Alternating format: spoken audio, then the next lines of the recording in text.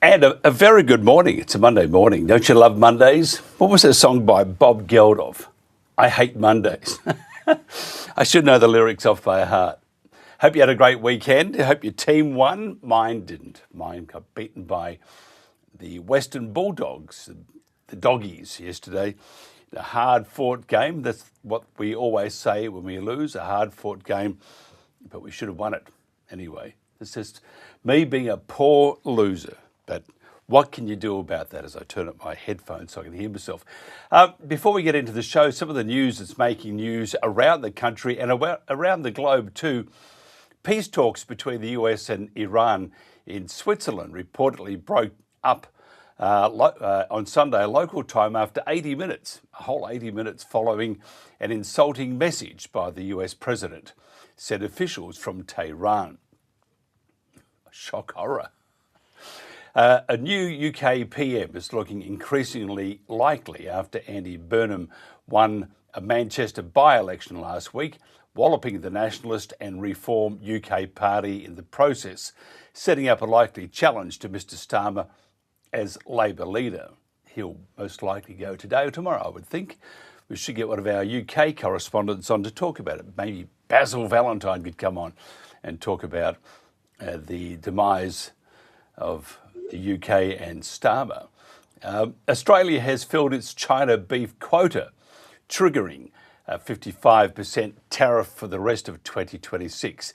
Now, meat industry leaders warn it means significant deterioration of trading conditions, which is just what the farmers need to know, that we've still got another 6 months of really, really hard yakka, which they do quite well, by the way. Goulburn Valley communities are banding together to protect high-performing agricultural land and wildlife corridors from being impacted by renewable energy projects.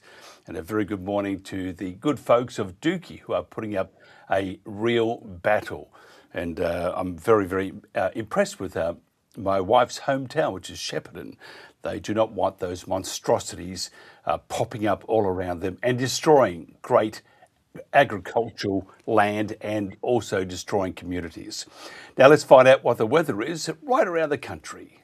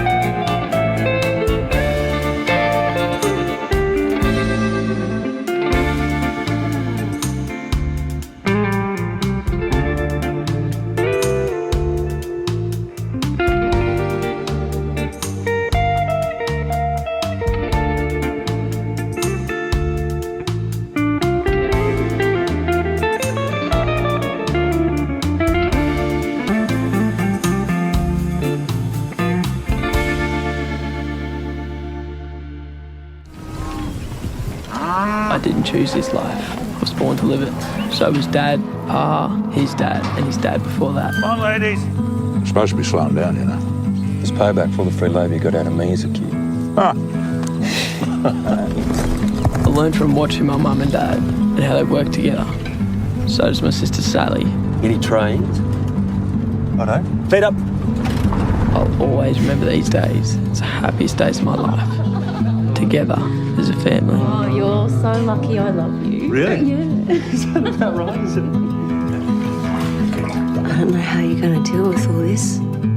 Deal with what? $6 million debt? Most farmers are in this amount of debt.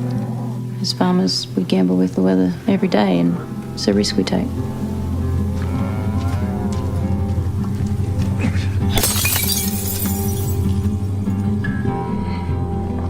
You have no idea what I'm going through. Maybe you should talk to someone. Oh my God, no, I'm fine. No, you're not, Alison. You and your dad's coward. Play a game of footy, all right? Where's heaven? What? Where's heaven? The sky, I think. Can we go there?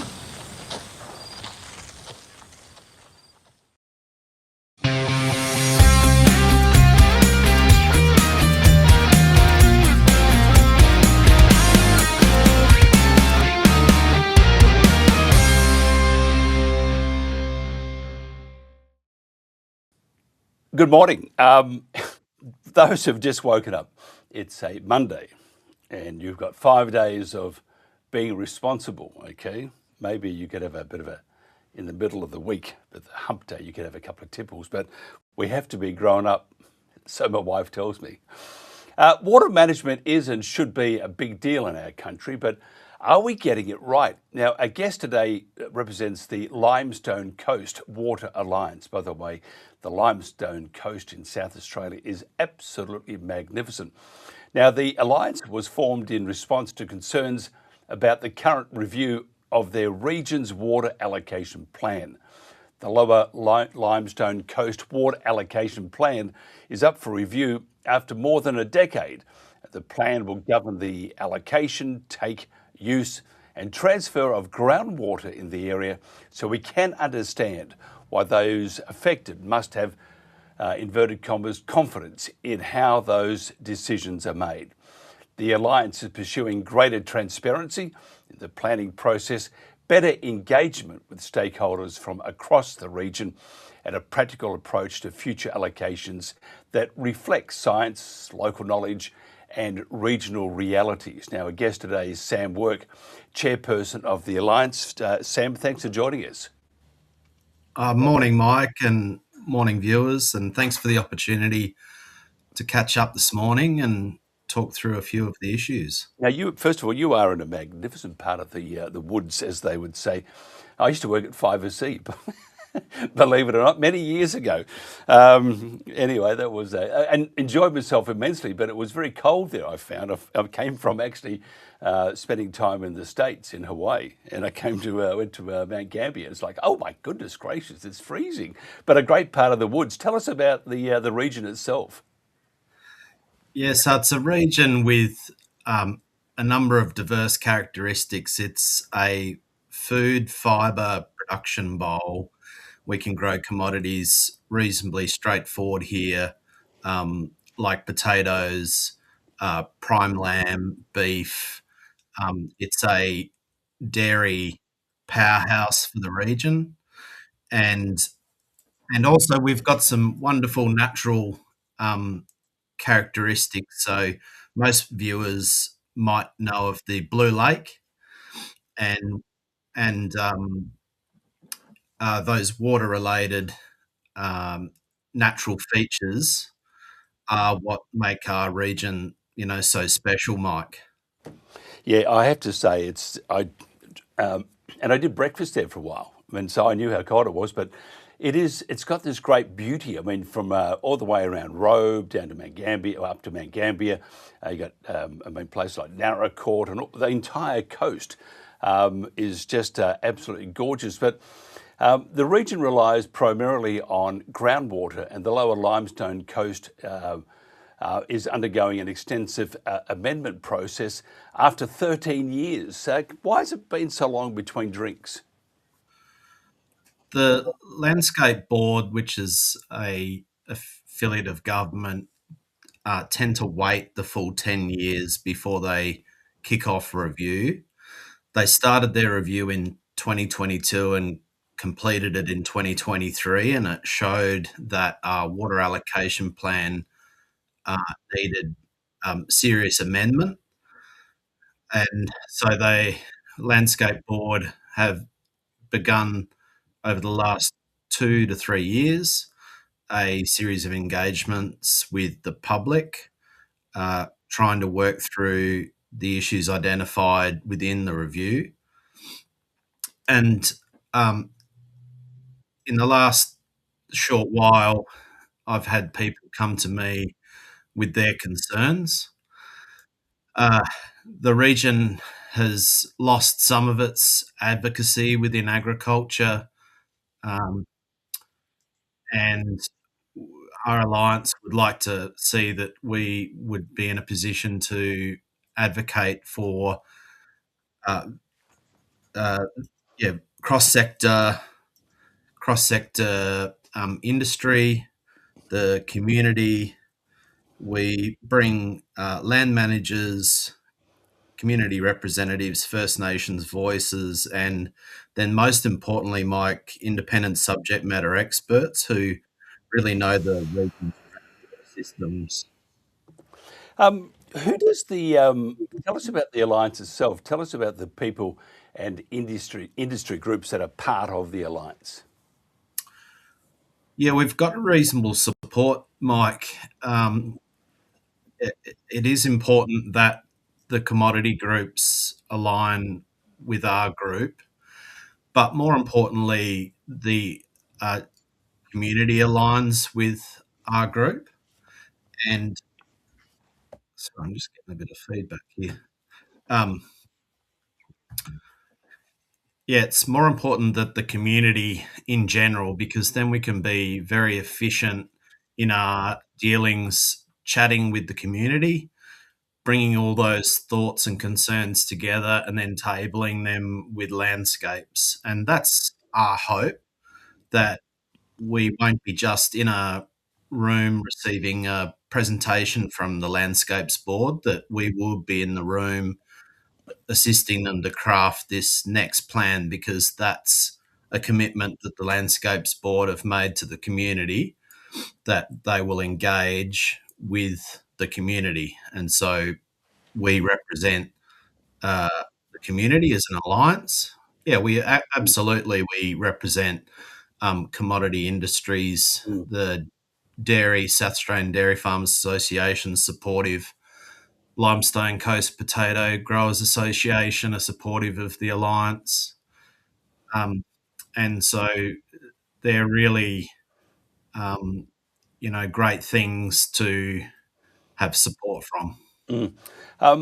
Tell us about the possible conflict over allocations between different license holders, between various industries, and between producers and environmentalists.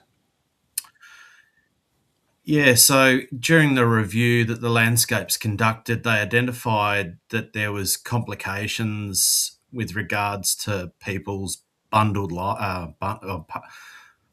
licenses, and so they are considering whether it's suitable to partially unbundle licenses under the guise of simplification. But there are some risks associated with that, because in that simplification, they propose to categorise licenses. And I've seen these sorts of processes in our Murray-Darling Basin to the north of us. We are close to the end of the Murray-Darling Basin, I guess, in our region location. And it seems to me like the Limestone Coast Landscapes Board wishes to use, water-based management decisions as if the Murray-Darling Basin is gold star in its management. And the reality is, our 2013 water allocation plan for the Limestone Coast prescribed wells area is a UNESCO awarded water management plan.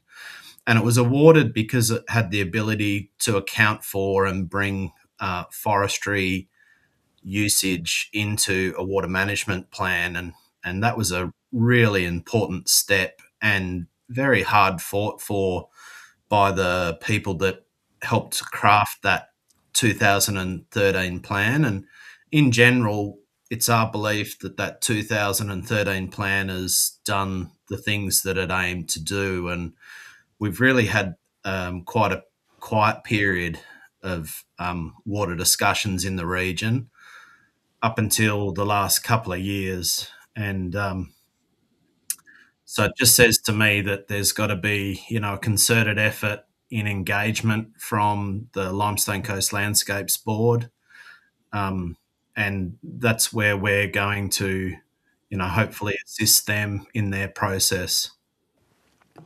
It's a, I mean, isn't it funny how, I mean, first of all, to be using the Murray-Darling water plant as their as the gold standard.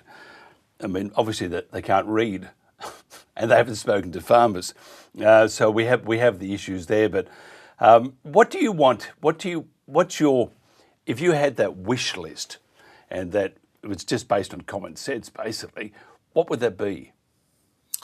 So, Mike, we've reached out via letter a number of times so far now over the last few months with the Landscapes Board.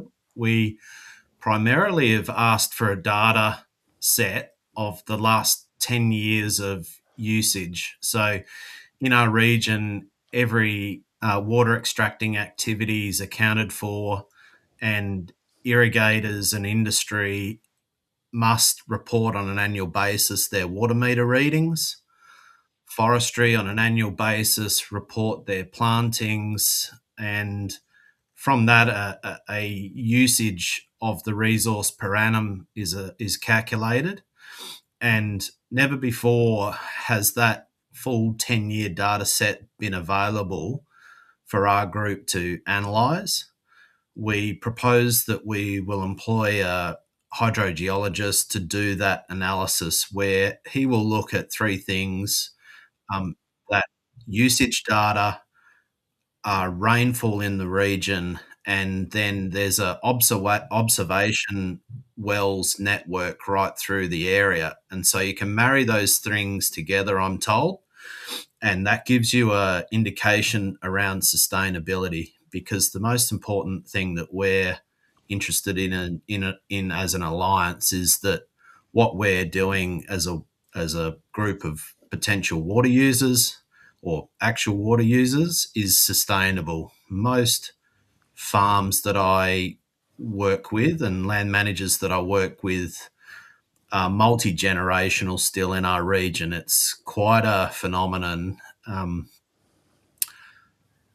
Corporate agriculture is a growing landowner, but they are certainly not the dominant landowner in our area. And so people wish to hand over their farm to the next generation in as good a condition and as good a business health and physical health as they possibly can. And so it's our aim of the alliance that, both the physical resource is preserved and people's assets are preserved.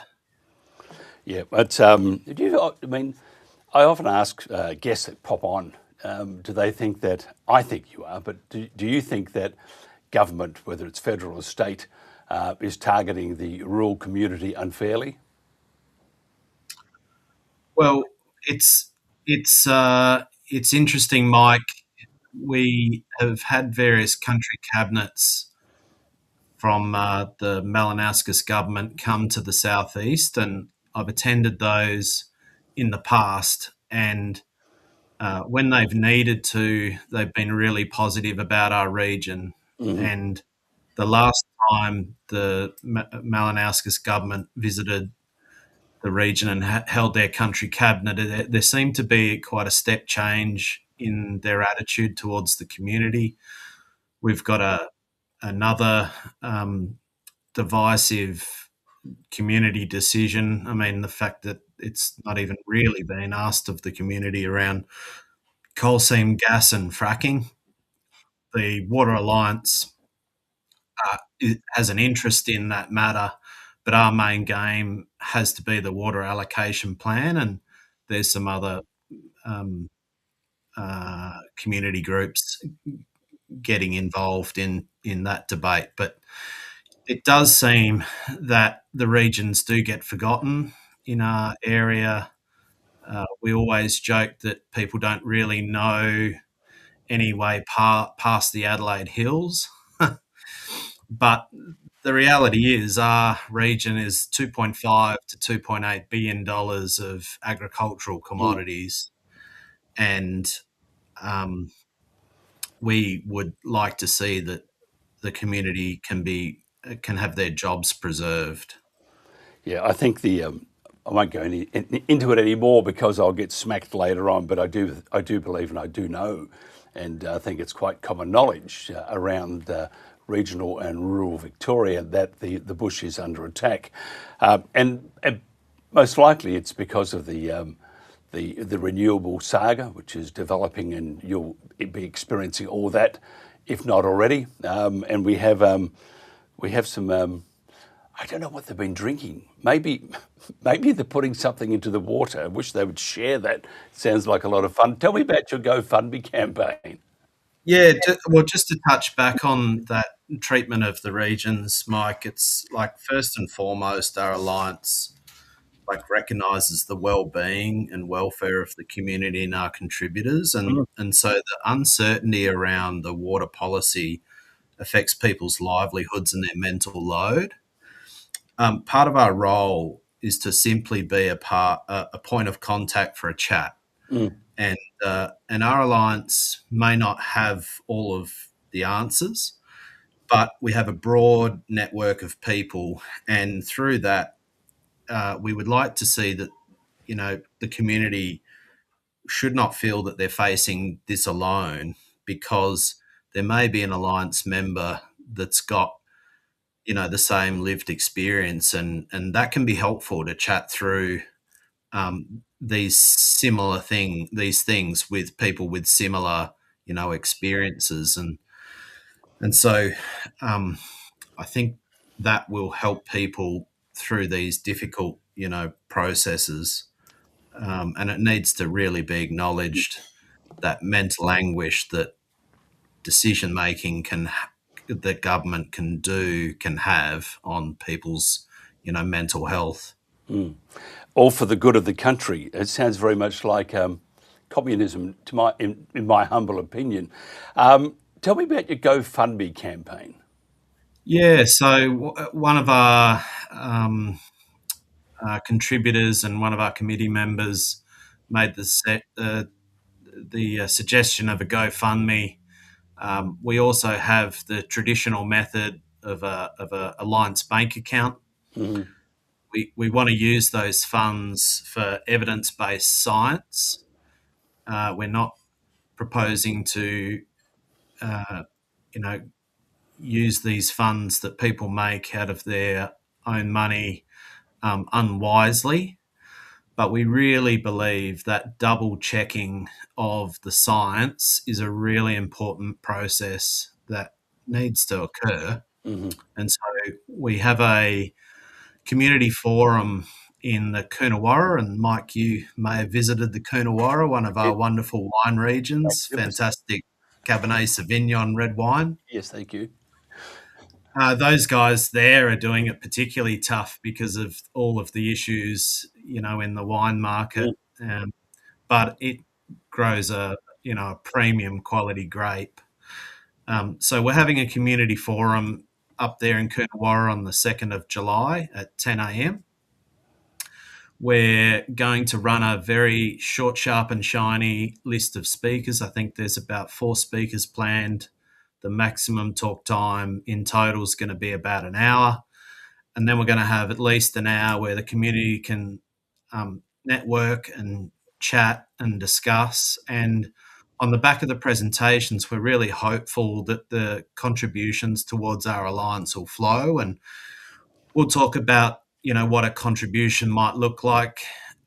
It doesn't particularly matter. We've got some metrics for people that are license holders. We've got metrics for people that aren't license holders. The reality is water planning and water licensing affects a range of businesses, not just those directly with a license. There's a huge amount of support industries and processing industries. The timber milling industry here in Mount Gambier is a massive employer. And so, all of those support industries need to consider their position in the landscapes process. Just got a couple of messages through. Someone's asked, is the water in the aquifers, are they reducing? And if so, is this the reason why they're cutting back? Yeah, so Mike, some of the reason we want this data is to do this evaluation of the resource. The resource is broken up into 61 management areas. Landscapes have identified, perhaps around 10 management zones that are indicating under stress positions. The Alliance would like to perhaps even confirm that those 10 are the same 10 that we would find. We're unsure until we get the data set from the Landscapes Board, which they've referenced they have during their 22-23 review of the water allocation plan. It was listed as new science and new data that needed to be considered, so it should be easily available to the public for this assessment to occur. The lived experience of the vast majority of people that talk to me is that they are not finding they have problems with a declining aquifer and declining quality. And so it's with that lens that they come to me and they say, Landscapes are saying that there's either decline or potential decline into the future under their speculative modelling. And so we would like to either confirm or then deny through our own science and our own work as to whether this is the case. Yeah. I'll be very careful here, but it's amazing what you can do with numbers and figures, and you can twist it. And I think I think there's a lot more afoot, as they would say. Traditionally, Mike, the actual data has been what's guided the planning for the resource.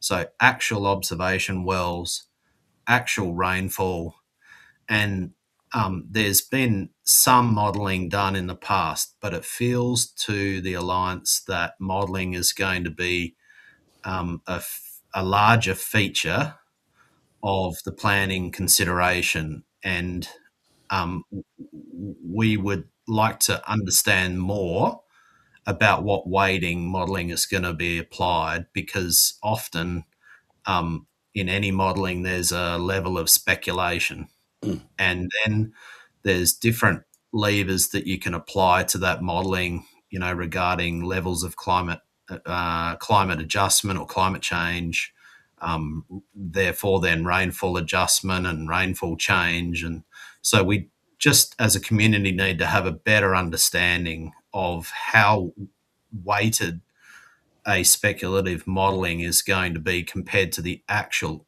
observations and readings taken by the department. Maybe they should stop reading fairy tales, read rule books. Anyway, that's just my humble opinion again. Sam, thank you so much for your time. I'd like to do more of these things. You do live in a beautiful part of the world. We do need less government interference.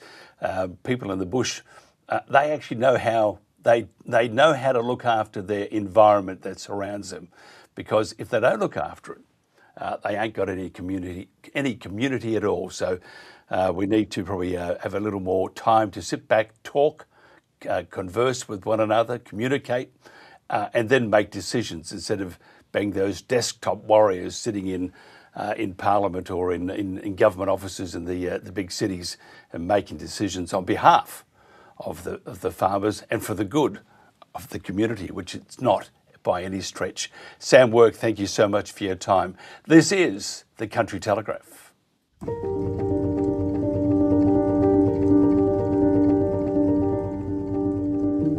Those that work the land know this.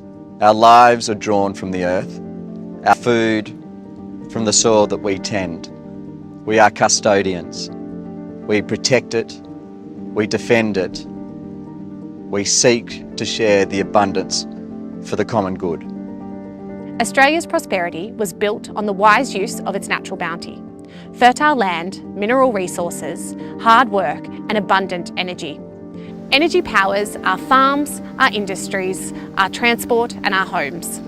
It sustains modern life and underwrites national strength.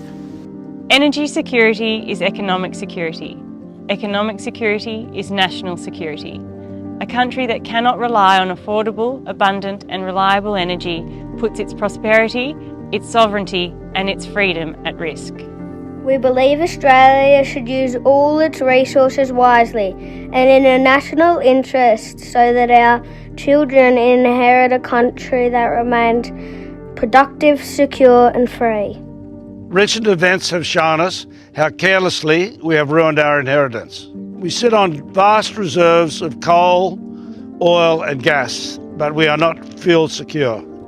We are not fertiliser secure, so we are not food secure. This is a warning. Any future serious disruption to regional sea lanes would cripple the nation and empty our supermarket shelves. We stand on a simple principle. Political power exists to serve the people, and the first duty of the state is the well-being of the nation and its communities. We have not been well served. Our liquid fuel security is running dry, and our electricity system has been diverted from delivering cheap, abundant power to chasing targets and slogans.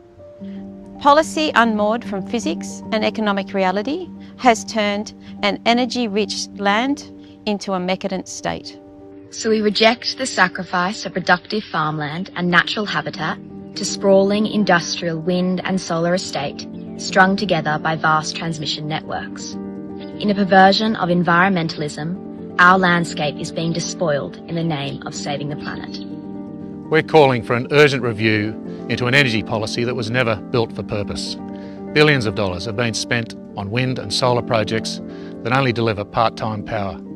Billions more on transmission that's required to bind it all together, and then good money after bad to back up a system where failure is a design feature.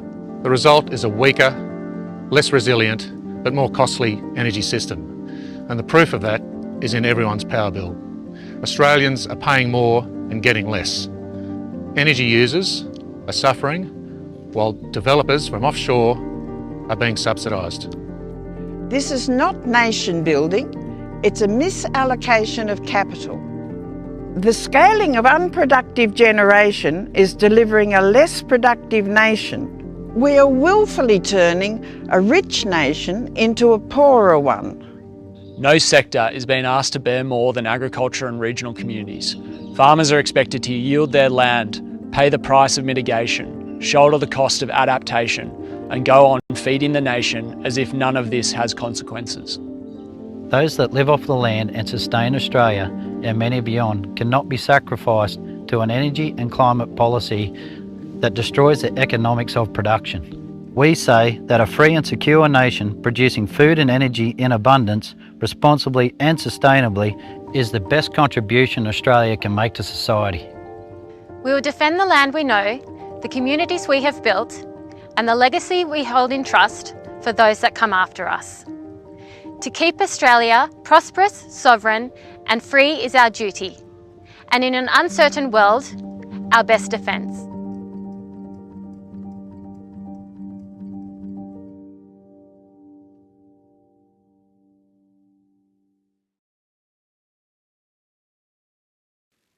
Welcome back to the Country Telegraph. It's a Monday morning. My next guest, we're going to talk some politics.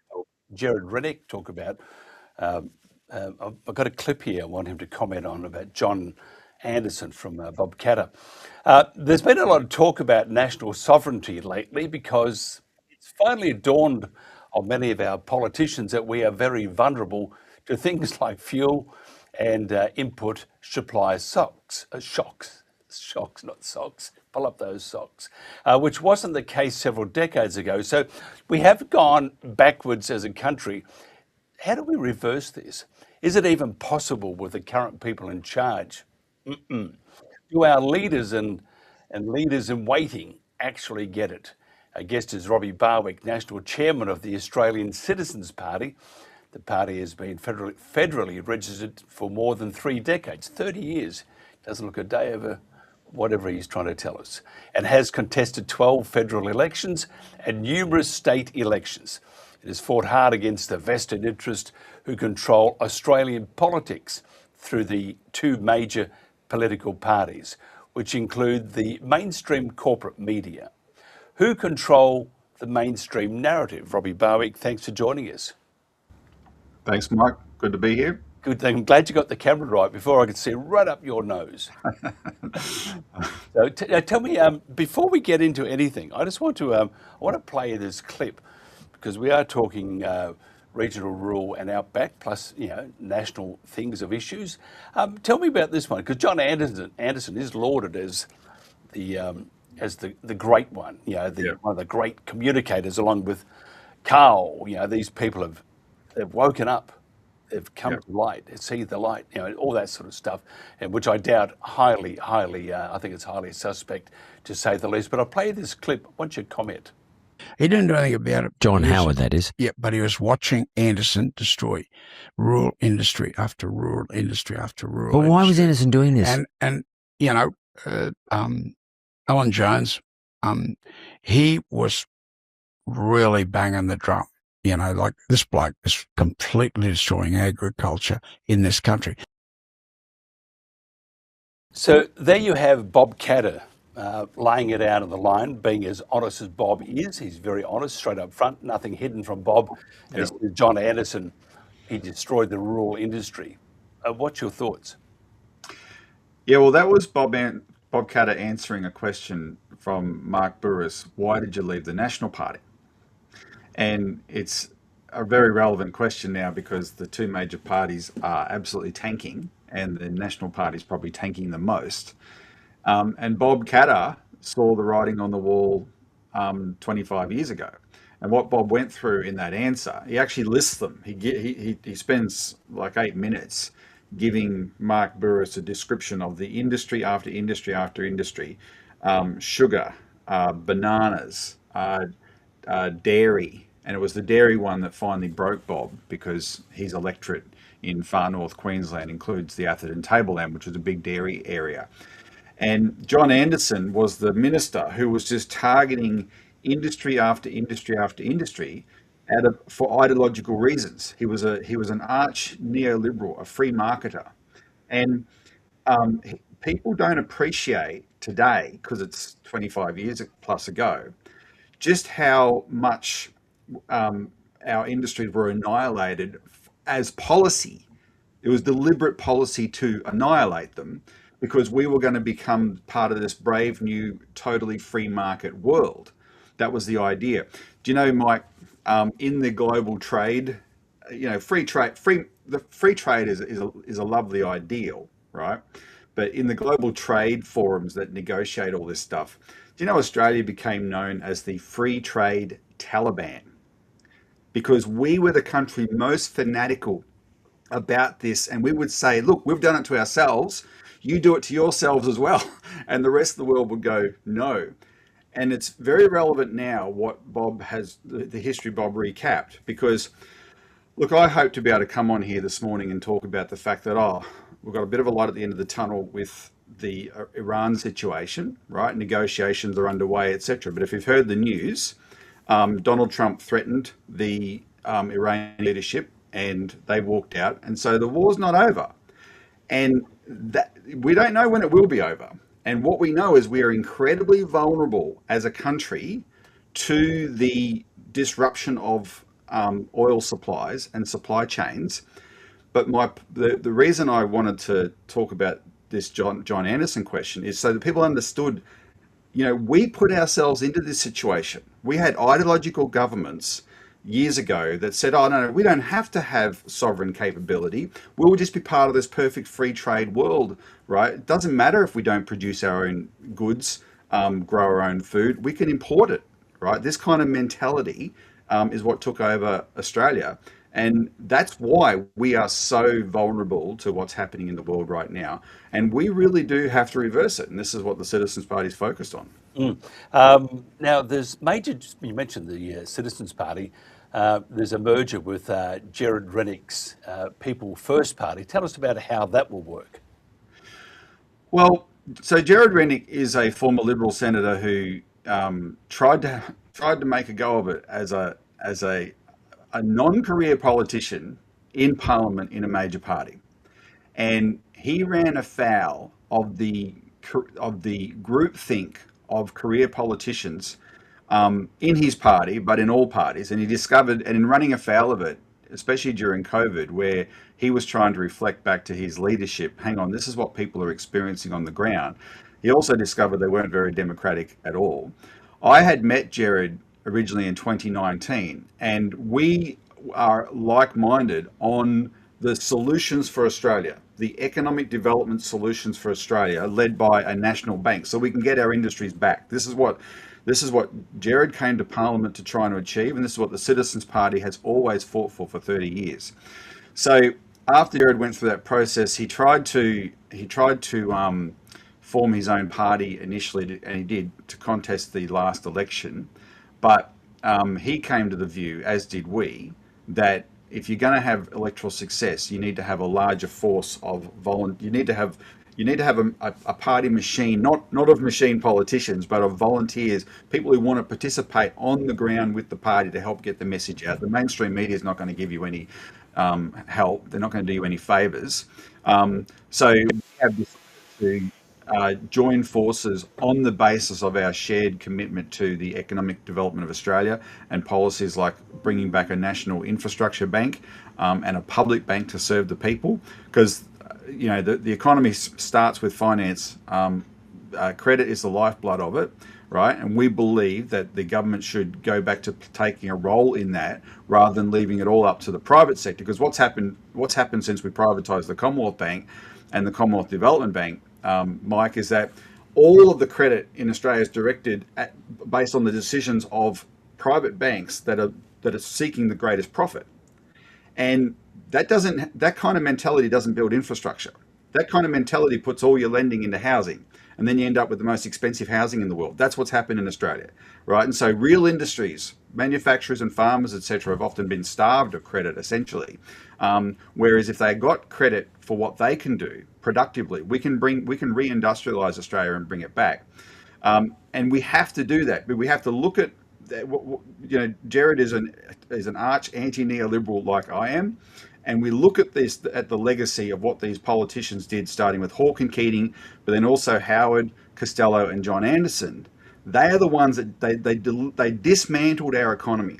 We went from having an economy that was where the biggest sector was manufacturing, and even by 1990 we still had 13% manufacturing. The high point of manufacturing in Australia was 1966, actually, where it got to 30% of our economy was manufacturing. We were a powerhouse. And we now have 5% of our economy in manufacturing. The biggest part of our economy, Mike, is financial services. That's the biggest sector in Australia. In other words, we turned ourselves into a casino. And in terms of industry, all we're interested in, we prioritise mining over all else, because we just reduced ourselves to a quarry, right? Not even properly a mine, a quarry. And we dig out the raw materials and we send it overseas when we should be processing a lot more of that here. And that's what you can do with development policies and credit policies like we propose. So what are then the main elements to rebuild Australian sovereign capability? Well, you got to look at the big ticket items, right? And clearly this one, right now above all else, there's a fuel question here, right? How do we make ourselves self-sufficient in fuel? And there's a lot of good ideas floating around, and even Matt Canavan, the leader of the National Party, right now he's banging on about big time how you can turn coal, you can gasify coal and turn it into diesel, right? Now, but you need the plant and equipment to do that. You need to invest in it to do that. The Katters, because they've got their own party, Katters Australian Party, they're big champions of ethanol. Right, in Australia, you've got all these sugar mills right up from northern New South Wales right up the coast there, and every single one of those sugar mills could be turned into essentially a distillery to produce ethanol. Most countries in the world mandate ethanol. We don't mandate ethanol, but that's a way you can make sure you've got a capability there as well, that you can be able to produce your own stuff. We need to encourage a lot more drilling for oil in Australia.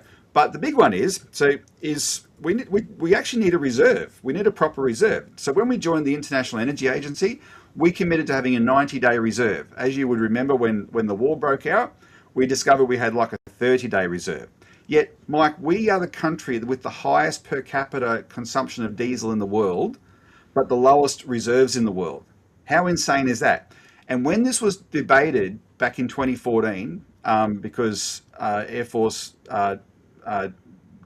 Marshal John Blackburn raised this, hang on, we're really vulnerable here.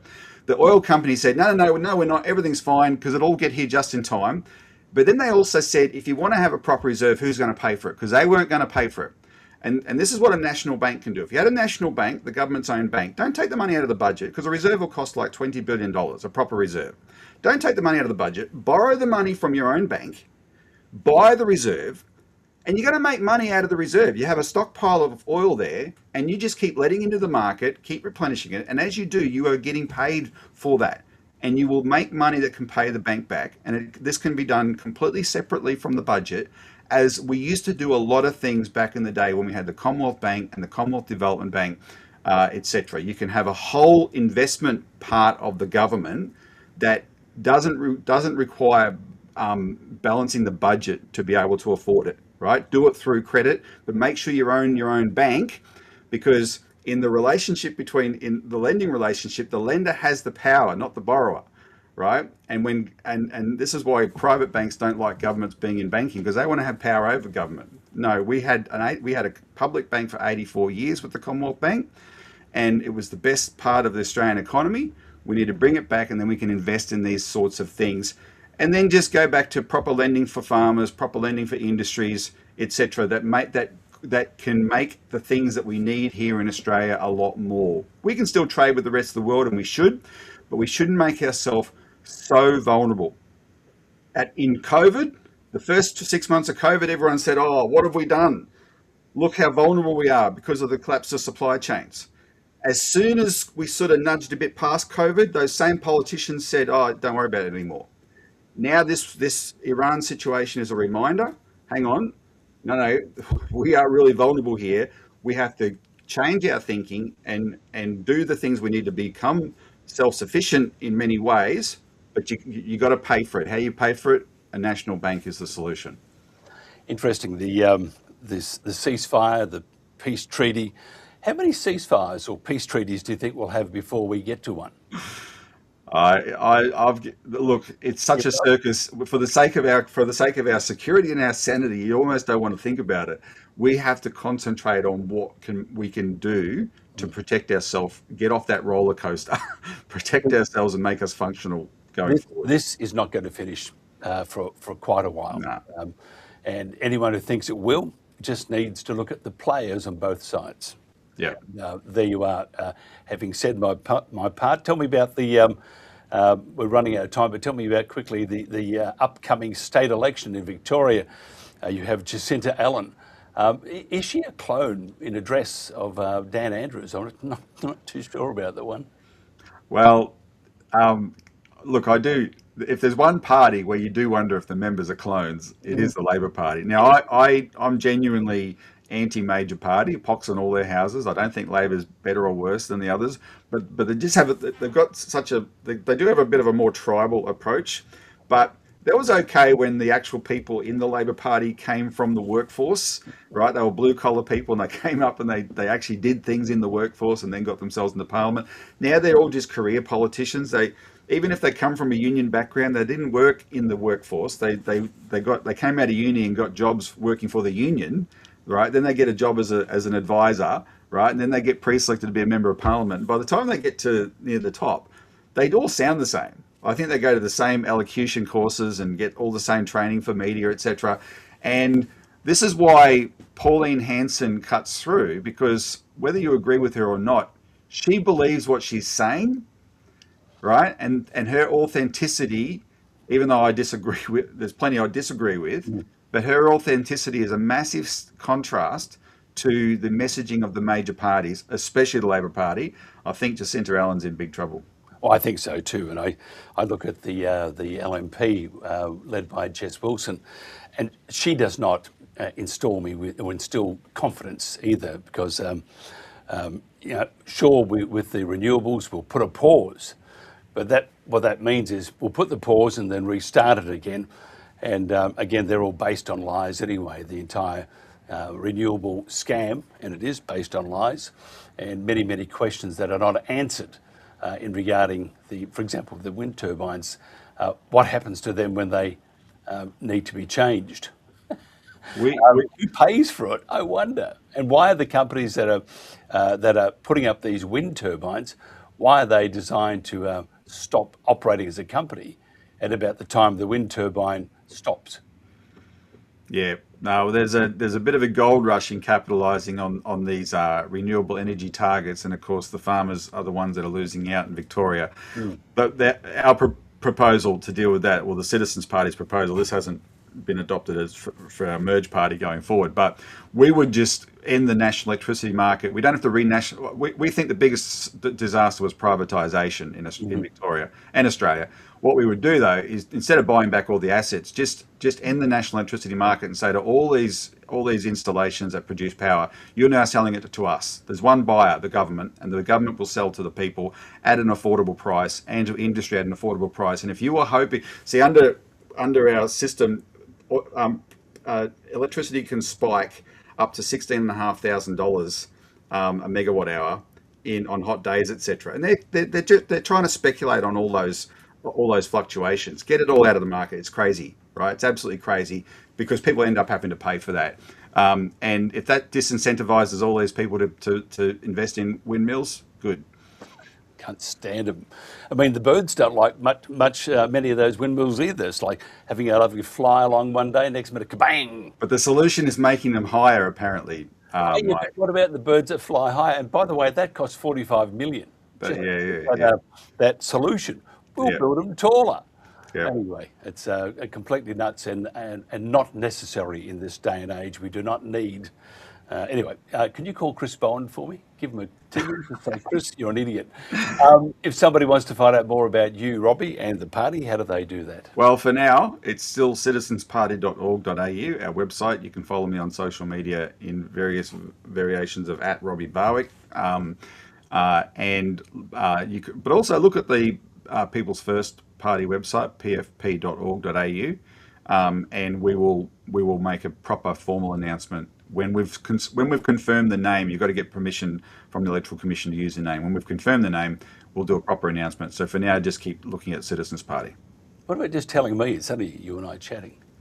What's the name? Tell me. No, the name will be the Australian People's Party. Oh, good. But you've got to make sure there's no objections to that. It's a whole bureaucratic thing. It takes about 9 weeks apparently.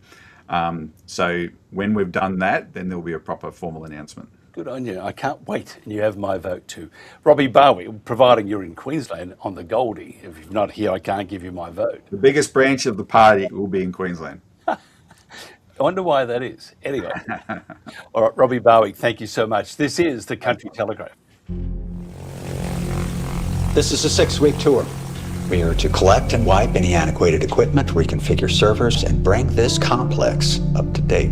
Any details, any specifics on this contract are on a need-to-know basis. And we don't need to know? Who decides who needs to know and who doesn't? God. Okay. This is just a layover, right? We're just refueling and then we're gonna move on to the multi-million-dollar research facility, right? Let the dumpster fire begin. You're not even gonna answer my question?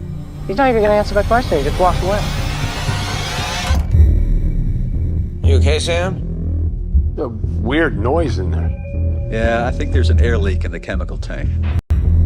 This is Dr. Laura Caldwell. It is August 25th, the 10th day of our expedition. Our logistical samples have come back with some unusual results. What the hell is that? I don't know. That's number 71 on the what the frick's about this place. Who could do this? A bear? He crossed over. No, that's not what this is. What the heck, man? You see another bug? What's up? This is a prank. They're trying to get into our heads. If any of you is pulling anything, I was knocking on Carol's door. You know what I did? Why are we here?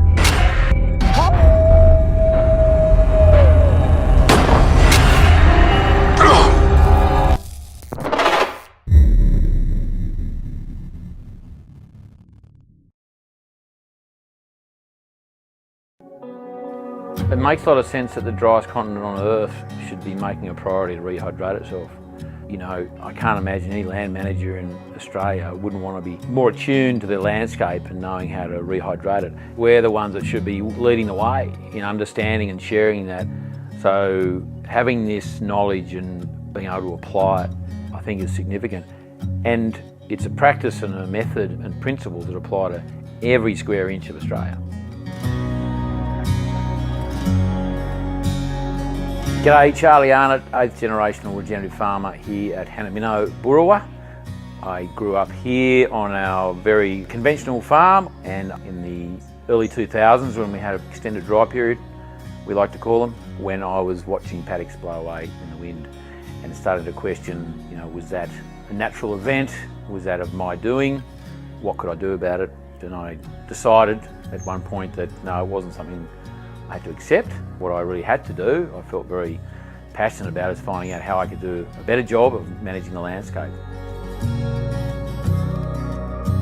One of the wonderful things about natural sequence farming is that whilst we can graze our landscape as best we can, and we sort of time control graze or holistically manage our pasture, you're always going to be limited by how you use the rainfall. We can't influence a lot of the things. We can't influence markets, we can't influence the weather. But what we can change is how we have prepared the landscape for weather events. What we've done is a lot of work around our homestead, in the kilometres around where we are. You drive past every day, you can observe and see these changes in the landscape. You can see how water's flowing. You can see how this contouring technique is retaining moisture in the landscape and rehydrating the landscape. The paradigms we're talking about changing are large ones, and I always say that the first paddock you should change is the one between your ears. You know, that's where you hold your paradigms, and so it may take a number of steps, it may take some questions, and I think that's a really critical thing. You've got to go at your own speed, your own comfort, and that's again going to come back down to your budget, time frames, who's on board, and being really clear of your vision and what you actually want to get out of it. Australia is a vast continent, and again, nothing works without water. So it seems pretty clear to me that the farmers who are interested enough to look at these sort of methods, care enough about nature and the environment, they're generally the ones producing the better food, the more nutrient-dense food, because they're cleaner environments, they're more robust, they're more resilient, the animals are happier, and generally the people are happier too. So anyone who eats food, essentially, I think, needs to support this sort of methodology, and let's rehydrate Australia.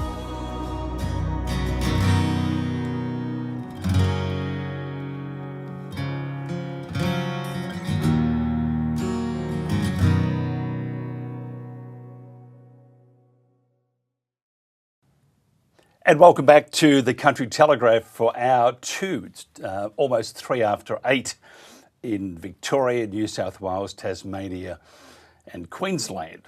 Some of the news, first of all, before we get into our next hour.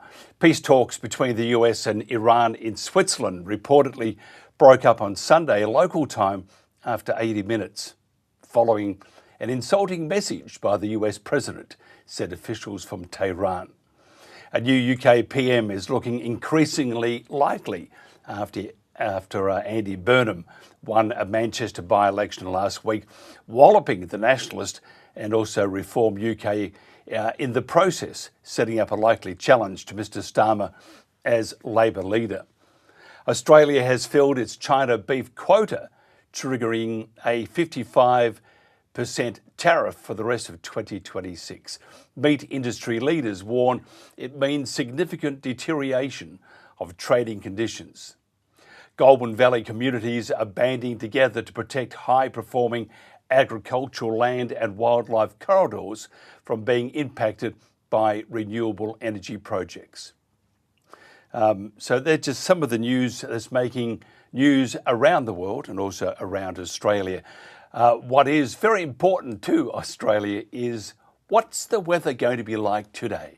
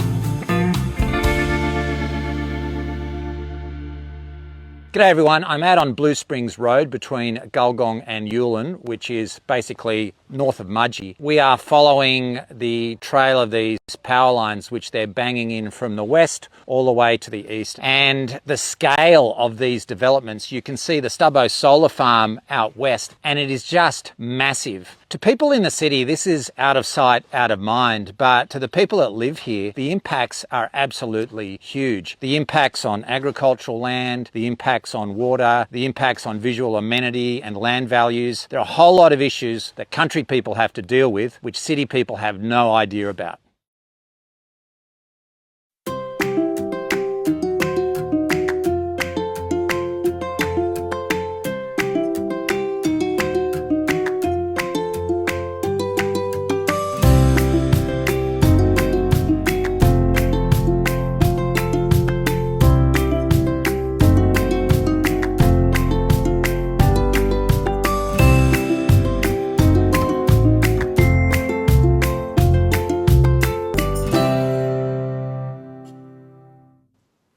And a very good morning on this Monday morning. This is the Country Telegraph. I'm Mike Ryan. Nice to have your company.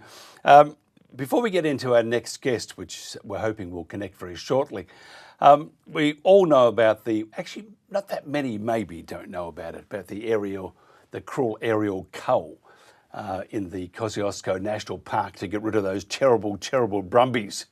They're just terrible, but it's an absolute disaster. It's cruel to say the least, and in my opinion, it's based on false information, misleading information. So, but we'll talk about that very shortly with our guest. I was at work yesterday going through some of the news feeds, came across this song. Somebody has penned this song in relation to this cruel cull of these magnificent creatures. Let me play this for you. It's a very beautiful song, and I love the lyrics. Tell my fool I kept on running. Tell my mare I heard her cry. Tell the mountain I belonged here. Tell the wind I said goodbye.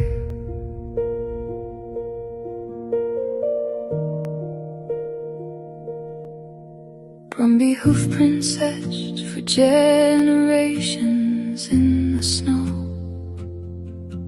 I've watched the foals become the mares, the stallions old and slow. Here in the snowy mountains where my life began, across hills, ridges and open plains my fellow brumbies ran. I've led them through winter storms, drought and summer rain, but I can't outrun what follows now. Shield my family from this pain. My ancestors crossed the oceans, but I was born upon this land. These mountains are my birthplace, the Snowies are my clan. These mountains hold our memories, our family history. If home is where you're raised, then this is where we should be. Tell my foal I kept on running. Tell my mare I heard her cry. Tell the mountain I belonged here. Tell the wind I said goodbye. Stay close beside me, little one. The thunder isn't rain. The sky itself is hunting us, and I cannot stop the pain. I gather those I love and turn to face the sound. Though every instinct tells me run, there's nowhere left for us now. These mountains hold our memories, our family history. If home is where you're raised, is where we should be.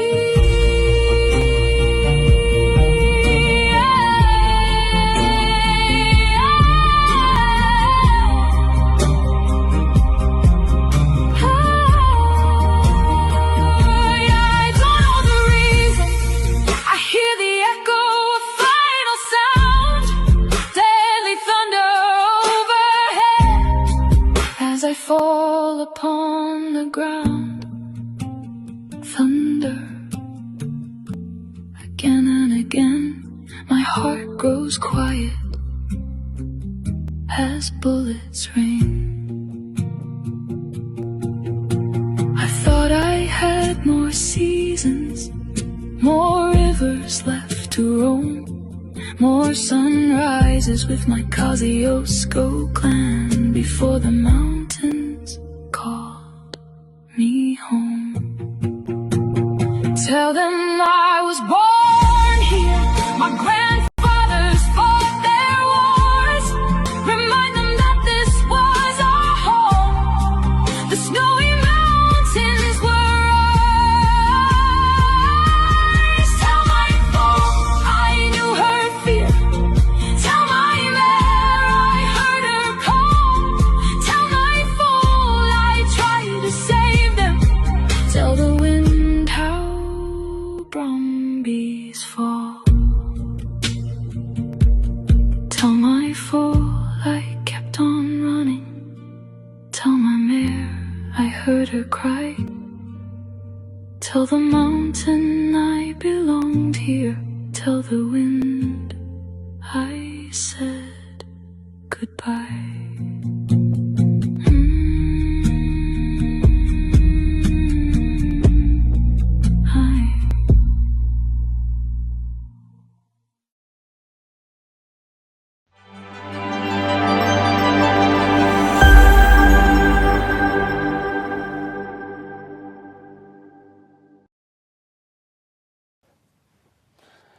And back again. Now there's a cruel aerial cull occurring in the Kosciuszko National Park. As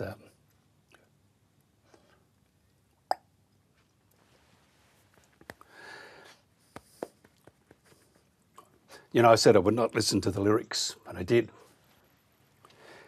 Let's just get into it. Our guest today is going to talk about this cruel aerial cull as part of a plan to drastically reduce the park's Bumby population. Now, it's a terrible look for the Australian national character, and shall I say, the politicians and the so-called environmental and animal welfare groups that support it. The Bumby Action Group is a not-for-profit association for some 25,000 members, and one, because I'm going to join, whose purpose is the preservation and conservation of wild living Brumbies, their habitat and ecosystems, acknowledging the heritage value of these magnificent animals. Thanks for joining us. And we're just going to go to this one here. That's even better. Sarah Michaels, those lyrics, when I downloaded it yesterday to play today, I said, I'm not going to listen to the lyrics. It's a disgrace, isn't it? It absolutely is, Mike. You're right. And I would have prepared myself with some tissues had I have known that you were going to play that song. But unfortunately, it certainly is the reality of what we're facing in the mountains at the moment. I mean, okay, let's cut to the chase. They say they're doing it for environmental reasons. You know, and I know that's just absolute crap. So what is, in your humble opinion, what is the real reason for the senseless murder and torture of these magnificent animals that are much a part of Australia as any of us are? Yeah, you're right, Mike. They absolutely are. And this debate about the snowy Brumbies has become incredibly polarised over recent years. But at the heart of it, it's about transparency, accountability and evidence. Australians are repeatedly told that aerial shooting and large-scale removals of our Brumbies are justified by science. Yet many of the figures and decisions being relied upon by government and their supporters, they raise serious questions and concerns. Many of us feel that there's been very little appetite from the New South Wales government, in particular Minister Penny Sharp, to genuinely engage with those seeking a balanced solution. There's growing concern within the local community and within Australia and abroad about the influence advocacy organisations may actually have over government policy, including questions about the role of the Invasive Species Council in shaping these decisions. Australians deserve confidence that public policy is being driven by transparent evidence and independent decision-making and not ideology. Tell us about the heritage of the Brumbies in this location. Yeah, absolutely. It goes without saying that they're iconic in Australia. They're part of our national heritage. They deserve humane, evidence-based management. They've lived in the Australian Alps for more than 150 years. They've become part of the cultural identity of the high country and part of the Australian fabric. They feature in Australian folklore, literature, local history, and many people see them as enduring symbol of resilience and freedom. I saw a clip the other day, and someone was walking through the Kosciuszko National Park, and it showed you some of the grass that had been pulled out, and it was attributed to, I think, pigs. Yeah. Can you just tell me, can the bureaucrats who are pushing this, with Chris Minns waving the flag to save the planet, can you tell me if they could tell the difference between a pig and a horse? And if not, should they ever go to the Melbourne Cup again? Well, it's a fair question, Mike. Yeah, you absolutely can. I'm a landholder and I have horses. We also have a lot of wild pigs around my property. Morning, and I see a horse dog. That's certainly not attributed to horses. You can unequivocally say that wild pigs have been in and they've done that damage. For many people who frequent the parks, a lot of the damage that we see is from feral pigs. Deer are prolific around the area at the moment, and I don't even need to mention the explosion in kangaroo numbers. It's out of control. Yet they seem not wanting to turn their mind to the damage that other species are doing. Unfortunately, our Brumbies have become the scapegoat. What needs to be done? Okay, they're saying, and the figures are wrong, so but they keep quoting these horrendous figures. Yeah. What needs to be done to control?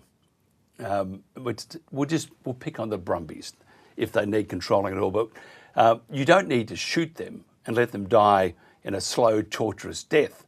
What could we be doing? Absolutely.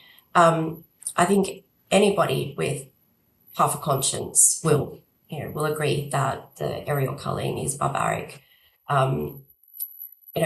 As we've stated, there are many issues where there's been lack of transparency. Many advocates believe that the cull needs to stop forthwith while some of these issues are properly examined. There's a strong argument that the future management of snowy brumbies should receive greater Commonwealth oversight, recognising both their national heritage value and the need for transparent, accountable governance. First and foremost, there needs to be an accurate count of just how many brumbies are in the park. It's impossible for the recent numbers of over 20,000 that's being stated by the Minister's office. It's biologically impossible, and quite frankly, it makes them look ridiculous. And if people aren't questioning that, they need to be questioning that more. There's a group called the RSPCA who, I do know things about the RSPCA that I'm not going to tell, but it's amazing what good propaganda does for you. The RSPCA supports professionally managed aerial culling in the park. What do you say to that? I say it's outrageous. I say that people should look into the enormous donation that New South Wales RSPCA received leading into one of the earlier culls. I think it was the 2023, November 2023, thereabouts. This is where we're very concerned about the issue of transparency. Reports, primary aerial survey recordings were not retained, changes to the operational procedures, the standard operational procedures are not being followed, Mike. That's a concern, and there's been difficulties obtaining records through information requests. All of this has contributed to declining public confidence. Governments supported by the likes of RSPCA, Invasive Species Council, if governments say that they're following the science, then the underlying evidence and decision-making processes should be capable of independent scrutiny, including, the likes of the RSPCA and ISC.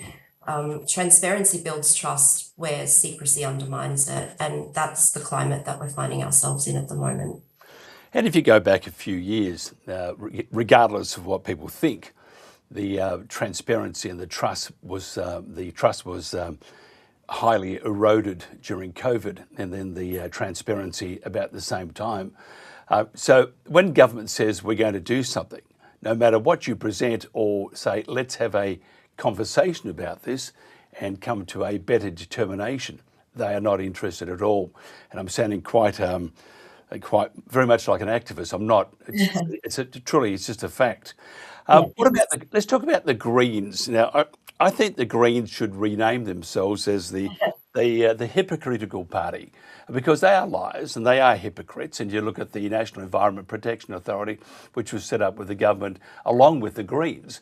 And if you look at what's happening at the Great Dividing Range, at the erasing of the top of the range to put in windmills, and then either side, by the way, of those 400 metres either side, there is nothing can live there because of the high frequency noise and stuff like that. We've just lost Sarah, but we'll get Sarah back in a second, because it happens sometimes. We just connect. So I'll keep talking about that until Sarah comes back. But we do have an issue on the Great Dividing Range, because either side of the Great Dividing Range is 400 metres, and 400 metres is a real problem. Sarah is now back, because what happens is that the animals, including the koalas and stuff, can't live there. Birds can't fly there because they fly into them. And it was told that under the National Environment Protection Authority that there were also reports of koalas, and I believe they are true, being whacked on the back of the head, suggested by some of the developers. So the Greens are, Sarah, are very hypocritical. They want up to a 90% reduction of the Brumbies. Now, this would seem odd for a party, one of the party leaders, Bob Brown or Christine Milne, would have to be absolutely distraught and full of despair to see what's happened to their party. Yeah, I agree, Mike. They've certainly changed over the years from when they were, from their inception and what they once stood for. I think the term that you used, hypocrisy with the Greens, it's absolutely accurate. And one of the things that we find in this space when advocating for our Brumbies is the sheer hypocrisy around Melbourne Cup. You see all the greenies out there with their, "Nup to the cup" slogans getting around. And when you question them, how does this differ from what they're doing to the Brumbies? Instead of engaging in a realistic, fact-driven conversation, we're often met with, abuse, with slander, with criticism. And we're generally finding that that's the rhetoric from the Greens, is if they can't get you to accept their way of thinking and they can't push it down your throats, then they just become abusive. And we see a lot of division in this space, and it's really sad. Our Brumbies deserve so much better. We have to look after animals. As simple as that. Animals rely on us to look after them. Even though the Brumbies are wild, we need to look after them to make sure that this senseless culling does not happen. It is cruel. It is not how Australians should act, or how any humans should act.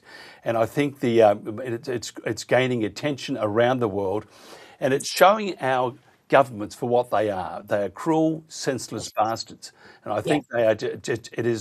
It's abhorrent to say the least. What about the animal welfare groups and wildlife advocates? I've seen a couple pop up, but I haven't seen a whole lot. Where are they? Crickets, Mike, really? Yeah. In name only. Yeah. It's just terrible. It is. Can you tell me, because we have a great political divide, which politicians have condemned this, or are they doing the ostrich dance and putting their head in the sand? Yeah, we were actually quite pleased to see Angus Taylor attend the gathering on Saturday at Kyandra. So I do want to acknowledge Mr. Taylor. Thank you for taking the time. Your willingness to listen is appreciated, and I do sincerely hope that his recent involvement translates into meaningful action and tangible improvements. I really, really have to thank Wes Fang and Emma Hurst, who have been enormous drivers of the Brumby plight over the years. I've watched some of the videos from when Wes has challenged Minister Sharp, during questioning time, and they just refuse to resile from their position, notwithstanding that the evidence is quite clear that what they are doing is simply inhumane. Rachel Merton and Nicole Overall have also, shown their support to the cause, but in the greater picture of things, there are only a small few names in an enormous parliament, so it is quite disappointing. Particularly when members of parliament are out there, like I said before, saying not to the cup, but they'll gladly watch these beautiful animals down, one of them 15 minutes in the name of ideology. It's outrageous. What about other parts of Australia? Are the Brumbies under attack there, or will they be under attack shortly?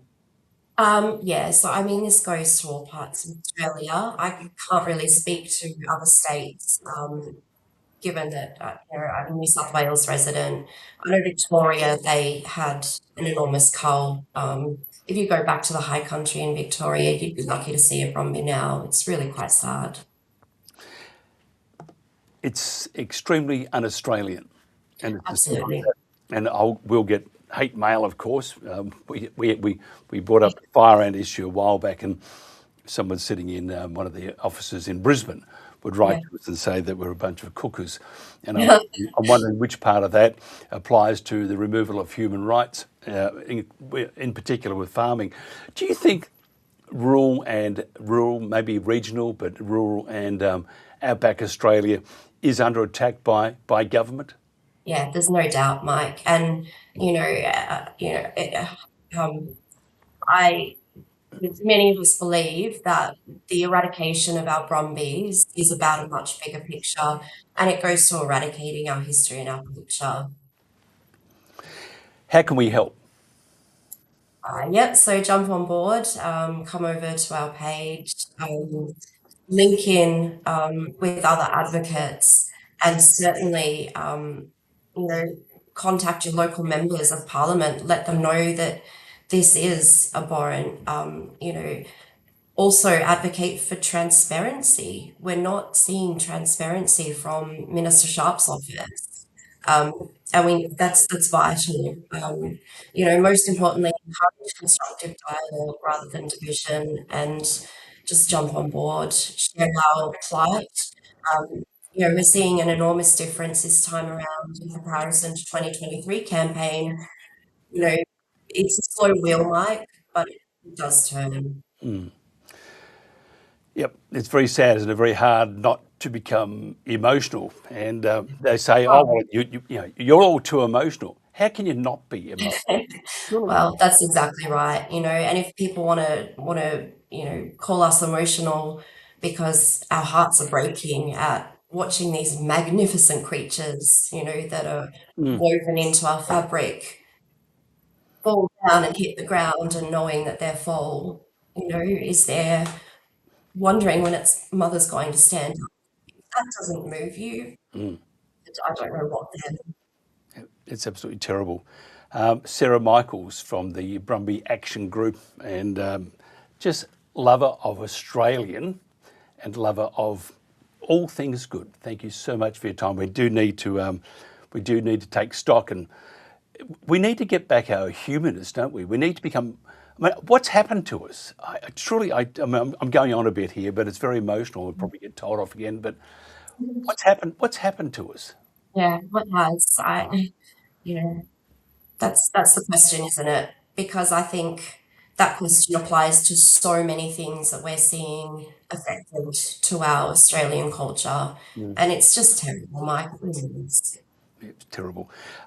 Sarah, thank you so much for your time. We will do this more. I think we do need to get back our being Australian again. Yes, having each other's back, because we do not have anybody's back at the moment, and No, that's right.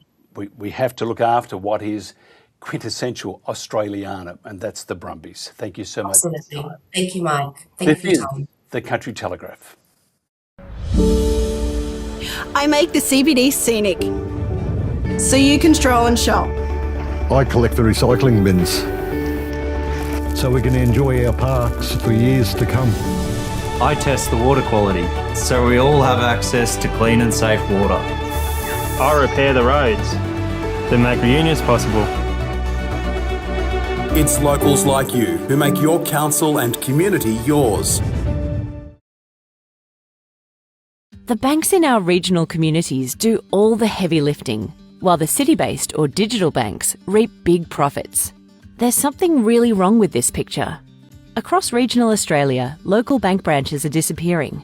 This puts our communities at a big disadvantage. Regional Australians, young, old, those with a disability, First Nations and small business owners are being left behind. Meanwhile, big city-based and digital banks earn billions, much of it from you. 10 million regional Australians help fund the banking system. But regional banks are left carrying the cost of keeping branches open, providing essential advice on scams and fraud, identifying customers, helping with loan and business advice, and providing secure cash services. In a digital world, branches are an insurance for communities when systems break down. Essential banking services should be delivered by trained staff with local knowledge, not call centres, apps, or city-based and foreign-owned banks. A community service obligation on banks would allow our regional communities to access the essential banking services they deserve. There's no doubt about it. The bush is under attack, and I don't know why. I mean, it's how Australia was built, on the back of those on the land. And at the moment, we're, as we would say, probably, I won't say that word, but we're weeing from great heights on those on the land. Regional, rural, and outback Australia, and Australia is under attack, and that's got to stop. It's just not Australian. It's the easiest way to have a country fall apart, and at the moment we are. Whether it's because of the ineptitude of the federal government, state governments, they all wear, they're different hats but same policies. Maybe we should look at the bureaucrats first of all. They're the ones who are advising these limited intelligence species called politicians. Now, onto something a little more positive. Cancer Council Australia do many great things. One of them is raising money. And people put in to help raise money for the awareness of cancer. I'm not making this up, I'll play this to you. There's a rally from Mildura to Townsville. Okay, Mildura to Townsville. Now, I'm not making this up, all right? It's called the truly Shitbox Rally. That's right, the Shitbox Rally. And they're raising money for the Cancer Council. I looked on the website. This has been going for quite some time. $66 million plus they've raised. So I'm going to play you the one of the vehicles heading off for this one. Then I'll play you one of the rallies from last year because it hasn't finished yet. Have a look at this and get involved because it is for a magnificent cause. This is, Mad Max, eat your heart out.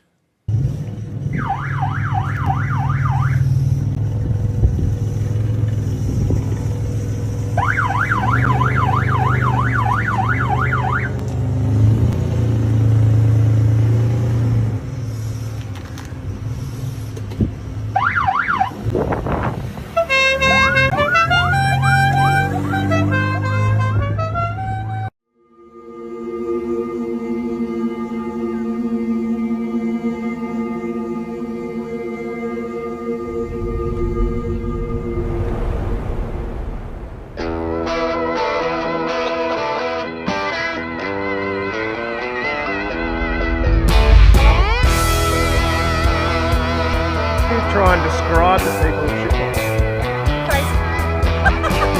Shitbox. We are back in the Red Centre at Uluru and Katajuka. We have 500 amazing people here for day one of our last rally for 2025. It's Outback Outlaws 1 on my right, Outback Outlaws 2 on my left. We're local here from Alice Springs. We're the Red Centre Legends. I'm Kate. I'm Jess. We are the Road Cowgirls. This is our first rally. We had a girlfriend do her first rally last year and she did her second one in the winter rally this year. And it was just, we heard her talking about it. We just went, we got to do this. If you can raise money for something to change somebody's life and have an amazing experience at the same time, why not? Turn them. How does it feel to be out here at Uluru on day one of a rally? It's the best. This is bucket list, so when this came up, we're like, we're going. Yeah, not missing out on this. It's sensational. How's your day been today? We've had a marvellous day today there, Richie. I'm pretty sure if we keep going, we're going to have more marvellous days. Baby's sad. Baby's tan flew away last night. I wanted to come here as Governor-General and patron of many cancer research organisations, and the money that you raise, I get to see it pass through and affect people. I see it on the benches of the scientists who wouldn't otherwise get funding, and it helps so many Australians who have cancer or preventing cancer. So I want to say thank you to you and this extraordinary group of Australians who keep showing up. $60 million is a lot of money to be raising. But doing it in a classically Australian way with the shitbox cars. I think I've met a few of the rallies themselves, and these are people who are having a lot of fun, but they're raising a lot of money. And I'm loving this morning with the fairy tale theme. It's got the best of everyone. And to think that last night was a complete washout, that this would have been a mud bath here last night, and everyone's backed up for this beautiful morning as you head off on day two. Thank you for letting me come along and just see it. And I will wear the Shitbox Rally t-shirt with pride. Welcome to Shitbox Rally. Hi everybody, I'm Bogomod, Jamie, and we're now going from Udinadatta down to Murray, and then we're staying at Topany tonight. Is this the first smart car ever to get to William Creek? Well, look, I don't want to say the first without, checking the record books, but if someone did beat me here with one, they deserve a prize. It's hard to get out here with one of these things. We're 2 spares down. We've had one fixed. We're hoping we get another one fixed. And we've got another 200 k's of dirt. We'll just see how we go. Heard you guys needed a tyre. Outside William Creek Hotel, top 3 favourite outback pubs. Track's open and we're heading down to Murray and then on to Copley. And I'm driving a Ford Capri with top down, as usual. Hey guys, my name's Emma. I'm Kieran. This is Barry the Brave, all the way from Tasmania. We're sitting somewhere around 62,000 at the moment and hoping to push up to 66,000. Luckily from where we are down in Tassie, we've been able to come together as a little island and really make a difference.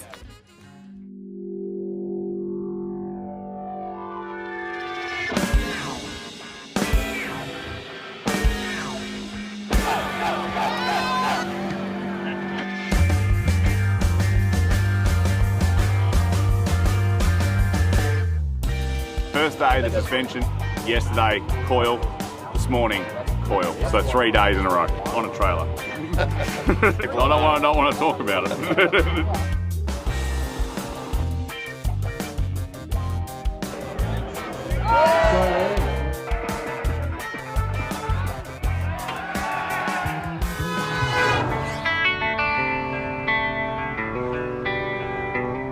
I'm rallying for everyone affected by cancer that we know and love. I'm rallying for Popple George. It is Morton who we rally for because he can no longer rally. We're rallying for the greater community. And I'm rallying for all the family members I've lost and all the people that I know that have battled cancer.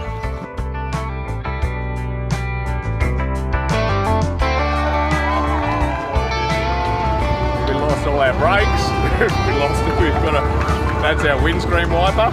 That's all we've got. G'day, we're the Bogans. We've just completed another rally from Alice Springs to the Gold Coast. We had another fantastic time, fantastic group of people. It's hard to explain how good it is to meet amazing people and travel in a car that shouldn't go where it's going and see amazing parts of the country that you wouldn't otherwise get to see. That's why we keep coming back. That's simple. And for the good cause.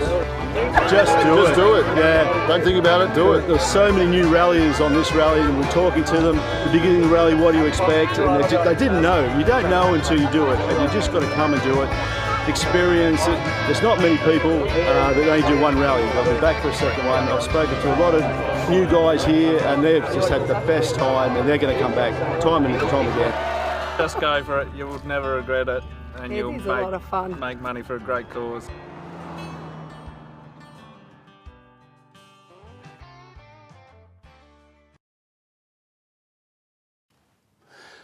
Incredible, isn't it? See, I wasn't being rude. It's actually called Shitbox Rally. But what a great cause. A lot of fun too. I wonder if my mini moke, actually I haven't got a mini moke, used to have two. I wonder how that would go. Not very well, I would think. No airbags, no roof, no nothing, except the thing that flops around, they call a tent. But Australia is a great country, isn't it? I mean, whether it's regional, whether it's Cap City, regional, rural, outback, and each part of Australia is diverse, and we need to appreciate it. And that's why before I got a bit emotional over the Brumbies, because it's not Australian. This is just, this is very sad. But we are a great country, and that's why those fundraisers, for example, Cancer Council of Australia, why they're so important, not only for raising money, but it says who we are. We should be a great country. We should have everybody's back. And we have this unique history that is absolutely unique to Australia because no one else can copy it. No one can be an Australian except an Aussie. And so we need to be proud of it. Another industry that's under attack, and I saw a thing with a current affair, talking to Di Bortoli Wines and the guy that runs it, and how it is in deep doo-doos, too many grapes, not enough help. Chinese market has gone belly up, basically. The wine industry in Australia is under attack. It is in a perilous position. I'll play you this, and this will show you, while we're waiting for our next guest, this will show you how tough things are, not just for those who are, have cattle, sheep, wheat, barley, sugarcane, but also for the wine grape industry. Jason Perrin is among a shrinking pool of grape growers hanging on despite another tough vintage. Growers are on their knees. This is not whinging farmers. He's welcoming the shift from a voluntary code of conduct for wine grape purchases to a mandatory one, but believes more needs to be done to save family businesses. We're going into 6 years of low prices. This year was absolutely horrendous. Industry representatives say the mandatory code can stabilise commercial relationships, but it's not a panacea. You could have the most robust bulletproof code in the world at the moment, and that will not override or remove the market conditions that are making wine growing and winemaking unprofitable.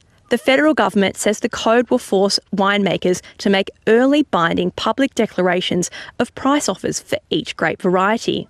But with more than half of inland growers uncontracted, industry representatives say the benefits will be limited. These growers are among hundreds looking to move away from wine grapes. There's like a bunch of growers amidst of all these things who are hardworking and looking for that change, who are looking for that future hope. Australians are paying more and getting less. Energy security is economic security. Economic security is national security. We sit on vast reserves of coal, oil and gas, but we are not fuel secure.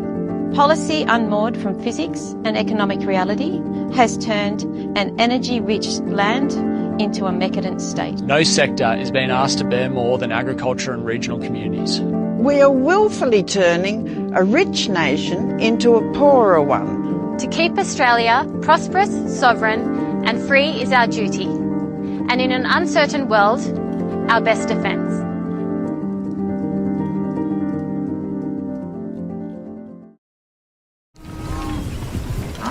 I didn't choose this life. I was born to live it. So was Dad, Pa, his dad, and his dad before that. Come on, ladies. You're supposed to be slowing down, you know. It's payback for the free labour you got out of me as a kid. Ah. I learned from watching my mum and dad and how they work together. So does my sister Sally. Any trains? I know. Feet up. I'll always remember these days. It's the happiest days of my life. Together as a family. Oh, you're so lucky I love you. Really? Yeah. Is that about right, is it? I don't know how you're going to deal with all this. Deal with what? $6 million debt? Most farmers are in this amount of debt. As farmers, we gamble with the weather every day, and it's a risk we take.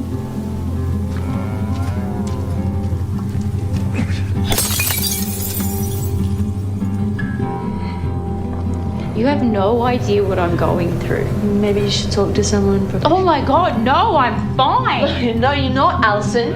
You and your dad's coward. Play a game of footy, all right? Where's heaven? What? Where's heaven? The sky, I think. Can we go there?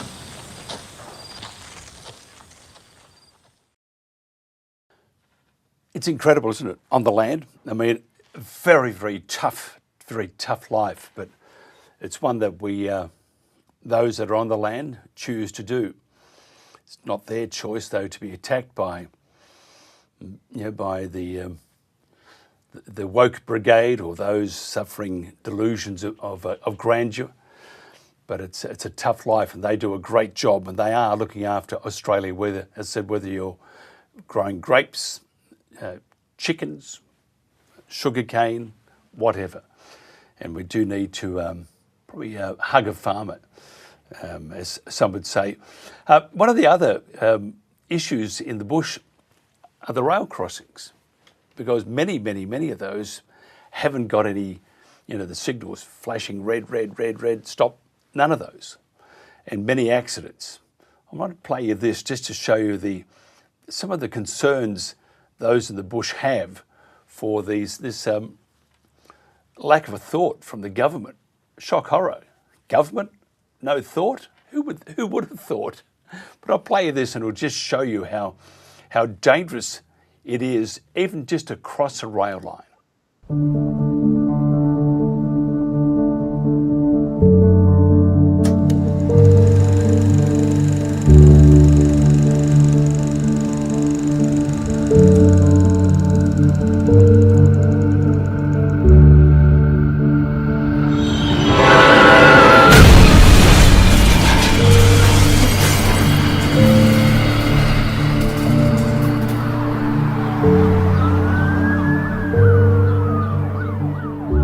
There's around 17,000 level crossings around Australia, many of these on country roads like the one behind me here.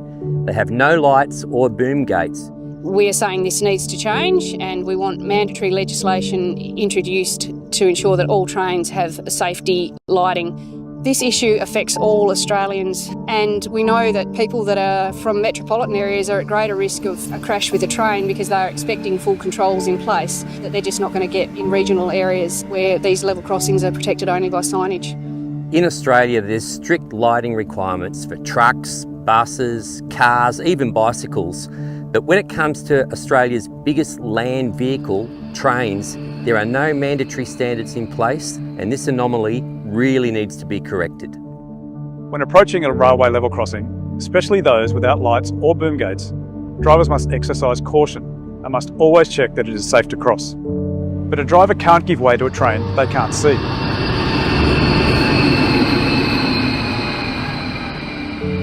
The rail industry is very profitable, powerful and protected. We have a unique situation where the Rail Industry Safety and Standards Board is owned and controlled by rail operators. So they have the power to put commercial interests before public safety. By law, trucks must have marker lights that clearly show their full length, width and height from every angle, day or night. If a truck doesn't meet these lighting rules, it can't legally be on the road. If it's good enough for trucks, it's good enough for trains. If those changes had been made back then, we would still have our family members today. Instead, we have to watch on while other families go through these completely preventable tragedies. Something as simple, as cheap and affordable as a beacon light could have saved 3 precious, beautiful lives in our particular crash. Over the years, there's been far too many tragedies at level crossings around Australia. And on behalf of the many families and communities affected, I really do appeal to our government and to industry to support mandatory safety lighting on all trains.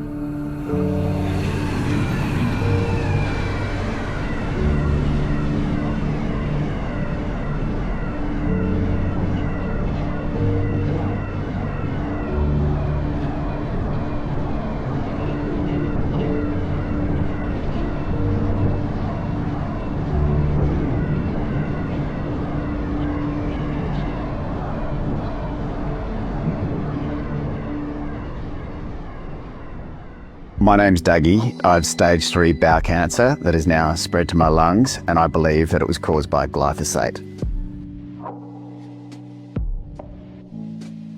ABC's Four Corners the other night in a documentary called Us Generation Cancer, but I'm more concerned for the generations to follow. Talking about glyphosate is a really delicate topic, and I'm putting my reputation on the line, but I really feel like I have an obligation to spread the word and educate people. There's a massive amount of research out there that is pretty scary. Glyphosate is the active ingredient in Roundup, and it is the next asbestos. The biggest difference is, though, that we are involuntarily exposed to it. So we have 21 amino acids within our body, which are the building blocks of a protein. 9 of them are essential, and then the rest of them our body can produce. One of those is glycine, and glyphosate will take the place of glycine. And the first thing it does is create a breakdown in the protein structure of the stomach lining. From there, glyphosate will infiltrate the body. It will expose the body to other toxins as well, creating leaky gut, chronic inflammation, and ultimately cancer. They've found glyphosate in the brain, testicles, liver, blood and urine. The easiest thing to do with a topic like this, and we're all guilty of it as humans, is to turn a blind eye. But I simply can't, because I don't believe that my cancer was bad luck. Bowel cancer has risen by nearly 300% in 30 years, and this lines up perfectly with the dramatic increase in use of glyphosate in 1996. So I'm in agriculture myself, and I fully understand the convenience of this chemical. So I just wanted to let everybody know, and farmers in particular, that this is coming from a place of compassion because of what I've learned, and I'm just so seriously concerned for the children and for our future generations and the damage that this is causing to the human body.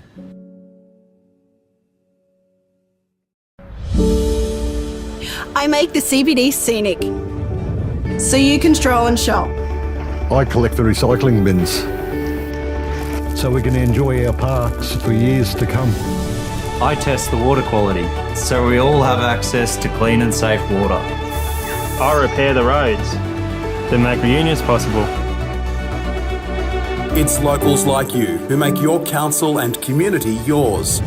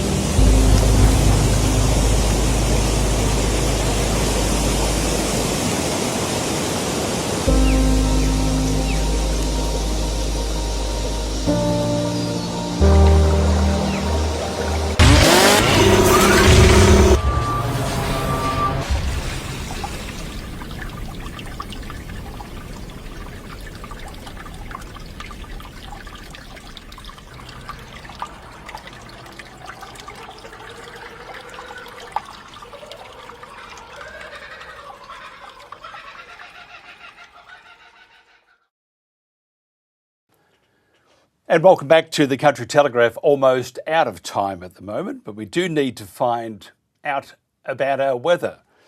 Don't mention that word or words, wash car. Oops, pouring down. And to make things worse, don't mention the word or words, barbecue. Oops, here comes the great floods.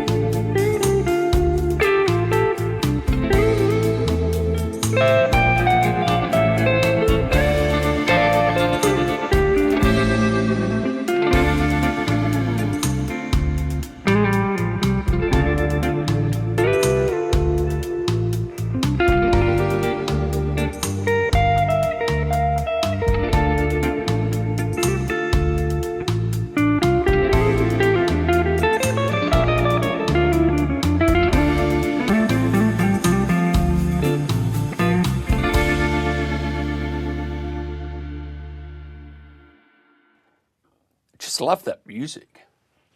Production department did a great job. Okay, that's about it. I'm going to leave you with this song, very emotional. And we do need to acknowledge that we are doing a terrible thing to magnificent creatures, the Bumbys.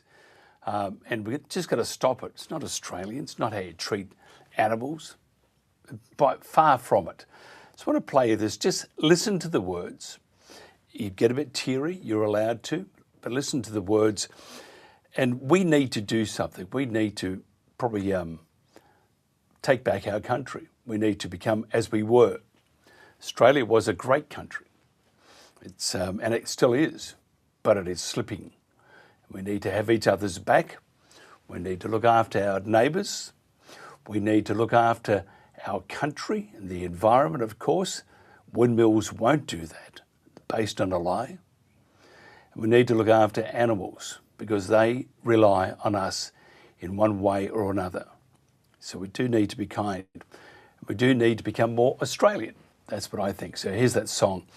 Absolutely beautiful. Tell my fool I kept on running. Tell my mirror I heard her cry. Tell the mountain I belonged here. Tell the wind I said goodbye.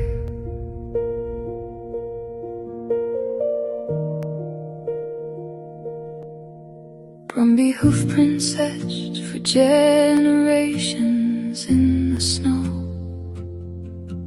I've watched the foals become the mares, the stallions old and slow. Here in the snowy mountains where my life began, across hills, ridges and open plains my fellow Brumbies ran. I've led them through winter storms, drought and summer rain, but I can't outrun what follows now. Shield my family from this pain. My ancestors crossed the oceans, but I was born upon this land. These mountains are my birthplace, the Snowies are my clan. These mountains hold our memories, our family history. If home is where you're raised, then this is where we should be. Tell my foe I kept on running. Tell my mare I heard her cry. Tell the mountain I belonged here. Tell the wind I said goodbye. Stay close beside me, little one. rain. The sky itself is hunting us, and I cannot stop the pain. I gather those I love and turn to face the sound. Though every instinct tells me run, there's nowhere left for us now. These mountains hold our memories, our family history.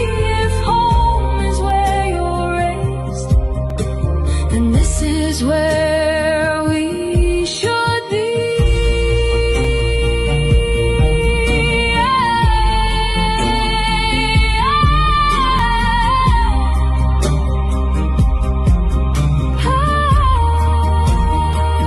I don't know the reason. I hear the echo of final sound, deadly thunder overhead as I fall upon the ground. Thunder again and again, my heart grows quiet as bullets rain. I thought I had more seasons, more rivers left to roam, more sunrises with my Kosciuszko clan before the mountains called me home. Tell them I was born here, my grandfathers fought their wars. Remind them that this was our home. The snowy mountains were ours. Tell my fool I knew her fear. Tell my mare I heard her call. Tell my fool I tried to save them. Tell the wind how Bumby's fall. Tell my fool I kept on running.